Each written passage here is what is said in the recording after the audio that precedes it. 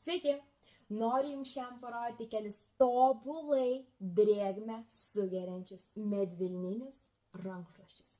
Pasižiūrėkit. Dabar, nuo kurio čia man pradėti? Nuo veidų rankšluostuko. Mes turime 3 skirtingus dydžius. 50 ant 100, 70 ant 140 ir 100 ant 180 didžiulius rankšluosčius. Taigi vienas iš jų yra turkio spalvos. Man labai toksai gražus, jaukutis, minkštutis. Antrasis vidurinis variantas yra štai toks 100 ant 70 ant 140, pasižiūrėkit. Ir trečias variantas pagal dydį, tai yra didžiulis. Jūs tik pasižiūrėkit, va tokio dydžio. Matot? Taip sakant, galima ir atsigulti paplūdimyje, ir užsikloti, ir apsigaubti, ir daug, žodžiu, dalykų su juo daryti.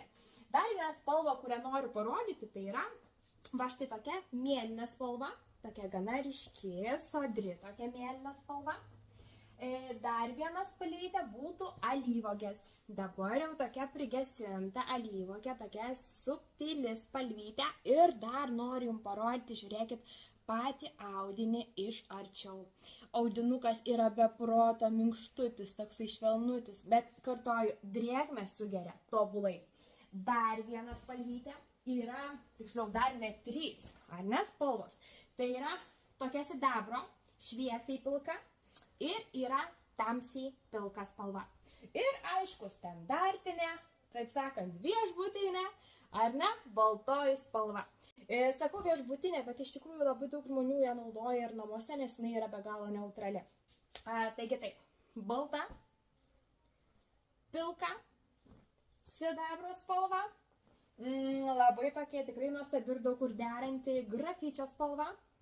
Tada dar pakartojam turkio spalva. Nežinau, man atrodo gražiausia, bent jau šiandien man atrodo tokia labai mielutė. Taip, mėlyna spalva, alyvuogės spalva ir pati neutraliausia, labai daug kieno mėgstama, tokia, taip sako kartais viežinė, ar ne, tokia švelniai ruda spalva. Tai va, pasirinkimas yra tikrai nemažas, gana didelis, spalvos yra pasakiškai tobulos, sugeria vandenį tobulai ir labai švelnučiai, minkštučiai, žinokit, po vonios išlipus taip yra malonu užsigobti jais. Ir jeigu keliausite, o daug kas keliauja vasarą, nesvarbu ar prie ežero, ar prie jūros, ar į viešbutį, ar kažkur atostogauti, užsienį važiuojat, yra gultai, ant kurių